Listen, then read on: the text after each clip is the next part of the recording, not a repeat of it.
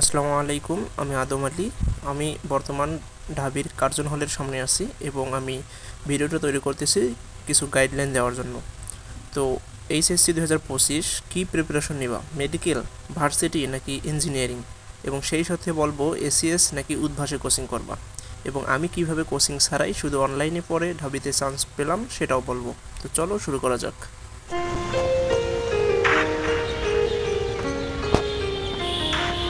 জার্নির শুরুতেই বলবো তোমার প্রিপারেশন কী নেওয়া উচিত।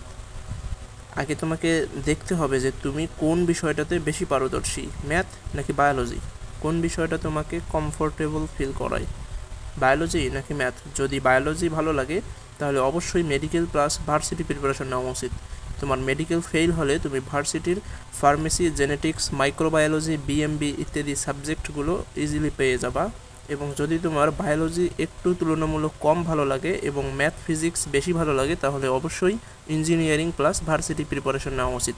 এক্ষেত্রে ইঞ্জিনিয়ারিংয়ে ফেল মারলে সিএসসি, ত্রিপলি এবং অ্যাপ্লাইড কেমিস্ট্রির মতো সাবজেক্টগুলো ঢাবিতে আসে এবং অন্যান্য ইউনিভার্সিটিগুলোতেও আসে। আর যদি রেজাল্ট একটু খারাপ আসার সম্ভাবনা থাকে তাহলে ডিরেক্ট ভার্সিটি প্রিপারেশন নেওয়াই ভালো, কারণ ইঞ্জিনিয়ারিং প্রিপারেশন নিয়ে আগালে তোমাকে অনেক টপ লেভেলের ম্যাথ সলভ করতে হবে অ্যান্ড অনেক বেসিকে স্ট্রং থাকতে হবে। তো এজন্য যদি একটু প্রিপারেশনে ঘাটতি থাকে তাহলে ভার্সিটি প্রিপারেশন নেওয়াই ইনাফ। এখন ঢাবির ব্যাপারে কিছু বলি। এখানে এত প্রতিযোগিতা যে তুমি ঢাবির যদি প্রশ্ন প্যাটার্ন না বুঝে থাকো তাহলে কিন্তু এখানে ফেল করা একদম সিম্পল ব্যাপার। কারণ আমাদের সময় মানে গতবার 1,30,000 শিক্ষার্থীদের মধ্যে মাত্র 6,500 জন পাস করছে, আর সিট পাইছে মাত্র 1,600-র মতো, অর্থাৎ 1,850 সিটের মধ্যে আবার বাকি 250 সিট ফাঁকাই রয়েছে, কারণ তারা রিকোয়ারমেন্ট মার্ক ফিল আপ করতে পারে নাই। অর্থাৎ প্রায় ম্যাক্সিমামে ফেল করছে কি সে রিটেনে, কারণ তারা ঢাবির প্রশ্ন প্যাটার্নই বুঝিনি হয়তো। ভার্সিটি প্রিপারেশন নিলে তোমার ঢাবিতে 2 ক্যাটাগরির টপ সাবজেক্টগুলোই পাওয়ার সম্ভাবনা থাকবে। 1 নম্বর হচ্ছে তোমার ইঞ্জিনিয়ারিং সাবজেক্টগুলো এবং 2 নম্বর হচ্ছে তোমার বায়োলজিক্যাল সাবজেক্টগুলো। এবং আর এমন সাবজেক্ট আছে যেগুলো বায়োলজি এবং ইঞ্জিনিয়ারিং কোনোটাকেই ফলো করে না, সেগুলো পেতে পারবা যদি ভার্সিটি প্রিপারেশন নাও। তো তোমাদের ক্ষেত্রে আমি হেল্প করার চেষ্টা করব, এই জন্য আমাদের গ্রুপে তোমাদের বন্ধুদেরকে ইনভাইট করতে হবে এবং মেম্বার সংখ্যা বাড়াতে হবে। হ্যাঁ, আর একটা কথা, যাদের অল্পের জন্য A+ মিস যাবে, তোমরাও মেডিকেল প্রিপারেশন নিতে পারো। মেডিকেল না হলেও ভার্সিটির বায়োলজিক্যাল সাবজেক্টগুলো কিন্তু পেয়ে যাবা, যেমন ফার্মেসি, এটা কিন্তু অনেক টপ লেভেল একটা সাবজেক্ট, জেনেটিক ইঞ্জিনিয়ারিং, মাইক্রোবায়োলজি, এগুলো কিন্তু বায়োলজিক্যাল সাবজেক্ট এবং এগুলো প্রায় সব ভার্সিটিতেই আছে। এগুলো সহজে পেয়ে যাবে যদি কেমিস্ট্রি ভালো করে পড়ো, কারণ এই সাবজেক্টগুলো পাওয়ার জন্য আবার কেমিস্ট্রি এবং বায়োলজিতে ভালো করতে হয়, কারণ কেমিস্ট্রি কোশ্চেন কিন্তু একটু ঘোরাই পেঁচাই করে, অনেক সময় ইঞ্জিনিয়ারিংয়ের সাথে কেমিস্ট্রি কোশ্চেন মিলাই দেয়, ইঞ্জিনিয়ারিং এবং মেডিকেলের ভার্সিটিতেই কিন্তু এটা করে। আমাদের সময় যখন আমাদের ঢাবির পরীক্ষা হয় তখন কেমিস্ট্রি কোশ্চেন কিন্তু ইঞ্জিনিয়ারিং টাইপেরও ছিল আবার মেডিকেল টাইপেরও ছিল, এই জন্য কেমিস্ট্রি ভালো করে পড়তে হবে। তুমি ইঞ্জিনিয়ারিংয়ে পড়ো কিংবা ভার্সিটিতে পড়ো কিংবা মেডিকেল পড়ো, কেমিস্ট্রি কিন্তু সব জায়গায় আছে। তবে একটা কথা মানতেই হবে, তুমি যদি ঢাবিতে পড়তেই চাও তাহলে ইঞ্জিনিয়ারিং প্রিপারেশন নেওয়াই বেটার, কারণ এখানে বায়োলজিক্যাল সাবজেক্টগুলো যেগুলো আছে সেগুলো কিন্তু ভার্সিটির প্রিপারেশন যারা নেয় তারাই বেশি পায়। কারণ তোমার মেডিকেল প্রিপারেশন নিলেই তুমি ফিজিক্স কিন্তু অতটা পারবে না, আর ঢাবিতে কিন্তু ফিজিক্স কোশ্চেন সেই লেভেলের করে, অর্থাৎ ইঞ্জিনিয়ারিং টাইপের হয়ে থাকে ফিজিক্স কোশ্চেনটা। এই কারণে যারা ইঞ্জিনিয়ারিং প্রিপারেশন নেয় তারাই কিন্তু ঢাবিতে বেশি চান্স পায়।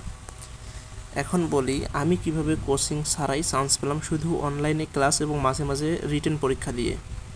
অবশ্য রিটেন পরীক্ষা অফলাইনে দিয়েছিলাম। তো আমি কিন্তু ভার্সিটি প্রিপারেশন নিয়ে বায়োলজিক্যাল সাবজেক্ট পেয়েছি, যদিও আমার ইঞ্জিনিয়ারিং সাবজেক্ট পাওয়ার ইচ্ছা ছিল, ফিজিক্সে একটু খারাপ করার কারণে আমার ইঞ্জিনিয়ারিং সাবজেক্টটা আসেনি। যারা শুধু অনলাইনে করতে চাও তারা অবশ্যই একটা জিনিস খেয়াল রাখবা, সেটা হচ্ছে সোশ্যাল মিডিয়া। এটা অনেক মারাত্মক একটা জিনিস, এটা থেকে দূরে থাকার চেষ্টা করিও। জাস্ট একটা পার্টিকুলার টাইমে এটা ব্যবহার করার চেষ্টা করবা। যেমন উদাহরণ হিসেবে আমি বলতে পারি সকালে 20 মিনিট কিংবা রাতে 20 মিনিট, এভাবে যদি ব্যবহার করতে পারো তাহলে কিন্তু এটা থেকে রেহাই পাবে, অর্থাৎ সময় অপচয় হবে না। ঠিক আছে, আমি অ্যাডমিশনের সময় কিন্তু সোশ্যাল মিডিয়া অর্থাৎ ফেসবুক ডিলিট করে দিয়েছিলাম, খুব প্রয়োজন হলে মাঝে মাঝে ইনস্টল করতাম, মাঝে মানে যখন খুব দরকার ছিল তখন আর কি ইনস্টল করতাম। যারা কোচিং ছাড়াই চান্স পাইতে চাও তাদের যদি তাদের যেহেতু বই থাকবে না, তারা এই জন্য অ্যাসপেক্ট সিরিজ অথবা জয়কলির যে কোনো একটা প্রকাশনের বই কিনতে পারো। পুরাতন বই হলেও হবে, এখান থেকে জাস্ট প্র্যাকটিস করতে হবে। আমি অ্যাসপেক্ট সিরিজের বইগুলো ফ্রিতে পাইছিলাম এবং সেখান থেকেই প্র্যাকটিস করেছি। এখন আসি ভর্তির ব্যাপারে, কোথায় ভর্তি হব, অনলাইন নাকি অফলাইন, এসসিএস নাকি উদ্ভাসে? তো চলো এটা নিয়ে কিছু কথা বলি। দেখো, তুমি যদি একাডেমিক থেকেই অনলাইনে ক্লাস করে থাকো, অর্থাৎ অনলাইনে ম্যাক্সিমাম সময়ে ক্লাস করে থাকো, তাহলে কিন্তু তোমার অ্যাডমিশন সময় অনলাইনে করাই বেটার হবে। আর অফলাইনে যদি আগে থেকে করে থাকো তাহলে অফলাইনে করতে পারো, তবে অফলাইনে তুমি বেশি কিছু শিখতে পারবে না। যদি অ্যাডমিশন সময় তুমি আরও বেশি কিছু জানতে চাও তাহলে কিন্তু অফলাইনে সব কিছু শেখা সম্ভব না, কারণ সেখানে ডিটেলস করাবে না, প্লাস সময় নষ্ট হবে যাতায়াতের একটা, এজন্য অনলাইনে ভালো। তবে রিটেন পরীক্ষার জন্য সপ্তাহে অন্তত 2টা অফলাইন পরীক্ষা দেওয়া উচিত, কারণ অফলাইনে পরীক্ষা দিলে নিজের ভয়টা কেটে যাবে, প্লাস তুমি নিজে একটা সাহস পাবা পরীক্ষার প্রতি আর কি। তো এই জন্য কিন্তু মাঝে মাঝে অফলাইনে এক্সাম দেওয়া উচিত। তো ভার্সিটির মধ্যে শুধু ঢাবিতেই রিটেন পরীক্ষা হয়, তো এই জন্য যদি শুধু ভার্সিটি টার্গেট হয়ে থাকে তাহলে তুমি শেষের দিকে জাস্ট রিটেন পরীক্ষা দিতে পারো, আর সপ্তাহে একদিন অন্তত রিটেন পরীক্ষা দিলেও হবে। এই জন্য অফলাইনটা তুমি পরেও ভর্তি হতে পারো, কিন্তু অনলাইনটা কিন্তু বেশি হেল্প করবে আর কি। তো যদি বেসিকে দুর্বলতা থাকে তাহলে অনলাইনে অবশ্যই ভর্তি হইও। হ্যাঁ, তো অনলাইনের মধ্যে কিন্তু অনেক প্ল্যাটফর্মই আছে, তার মধ্যে এসিএসে কিন্তু বেশি ভর্তি হয়, কারণ সেখানে অনেক ভালো ভালো টিচার্স আছে এবং অনেক ভালো বোঝায়। আগে বায়োলজির জন্য আরও একজন টিচার ছিল টপ লেভেলের, রাজীব ভাই, তার জন্যও ভর্তি হইতো, কিন্তু এখনও যে বায়োলজির জন্য টিচার আছে রিজভি ভাই, উনিও অনেক ভালো করায়। তো তোমরা চাইলে এসিএসে ভর্তি হতে পারো, তবে যাদের এসিএস ভালো না লাগে, অর্থাৎ আগে থেকে অন্য প্ল্যাটফর্মে করে আসছো, তারা ওই প্ল্যাটফর্মেও ভর্তি হতে পারো, ঠিক আছে। আমি এসিএসে করছিলাম, কারণ একাডেমিকেও আমি এসিএসে মাঝে মাঝে ক্লাস করতাম, এই জন্য এসিএসেই ভর্তি হয়েছি।